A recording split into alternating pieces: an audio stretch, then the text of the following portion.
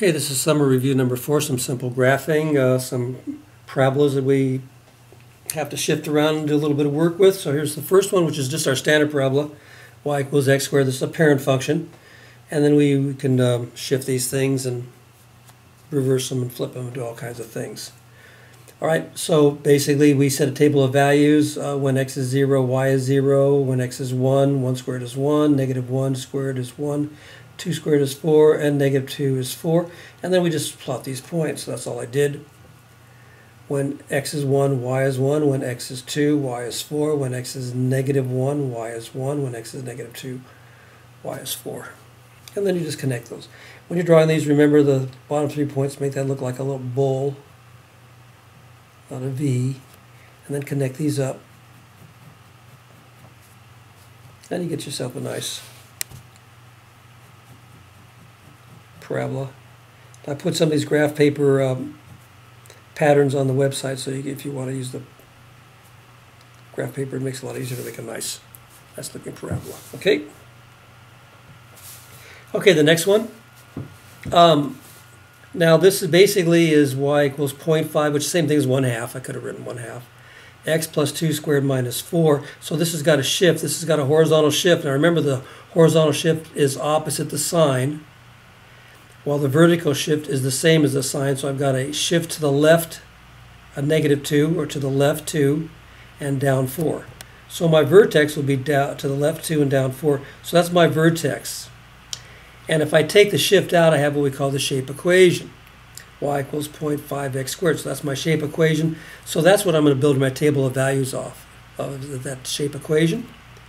So when x is 0, y is 0. When x is 1, 1 squared is 1/2 of 1 squared is 1/2. Negative 1 squared is also 1/2 of that's 1/2. 2 squared is 4/2 of 4 is 2. Same thing with negative 2. 4 squared is 16. Half of 16 is 8. Same thing with negative 4. So that's how you get your points. Now you'll plot these shape equation points off of this vertex. That's taking into consideration the shift. So I go over 1, up 1/2. Negative 1, which is to the left, 1, up 1/2. To the right 2, up 2. To the left 2, up 2. To the right 4, up 8. To the left 4, up 8. Now those are your points, and then you just connect those.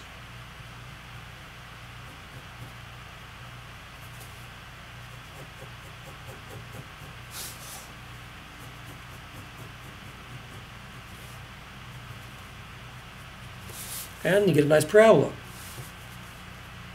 Let's see how nice you can make it. Okay, so there you go. And then the last one, number 1, negative 2, x minus 3 squared plus 1. Again, we have a shift here. It's the opposite sign. So since this is negative, it's going to be a positive 3 shift. So 3 to the right, positives to the right, and up 1. So there's my shifts, 3 to the right and up 1. So that's my vertex. And my shape equation goes off of here.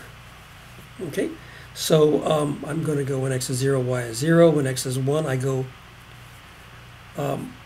1 squared is 1 times negative 2 is negative 2.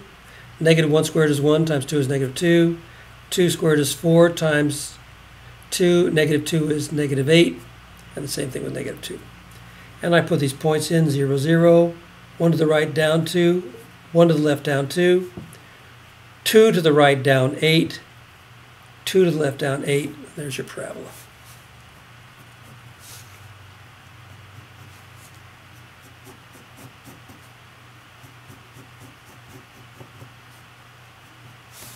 So there you go. The one thing we also asked you to do is write the domain and the range for each function. So the domain for all these, basically because they keep going to the left and right, are all real numbers.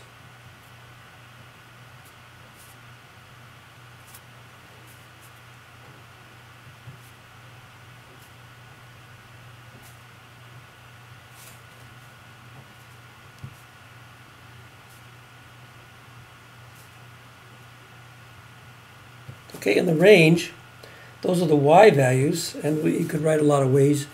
In this case, we just say y, all y values of x, or all, I'm sorry, all y values, pardon me, all y values. And you could just say y is greater than or equal to 0, or the range here is y. Now this has got a minimum, so y is going to be greater than or equal to -4.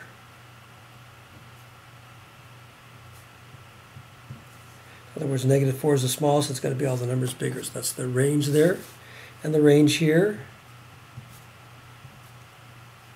okay, y will be, now this has got a maximum, so y will be less than or equal to 1. It could be 1 right at the vertex. All the values less than 1. So that's the range. And you can say all numbers less than or equal to 1, all numbers greater than or equal to negative 4, and all numbers greater than or equal to 0. And then these are just all real numbers. Okay, so that's pretty much everything about number 1.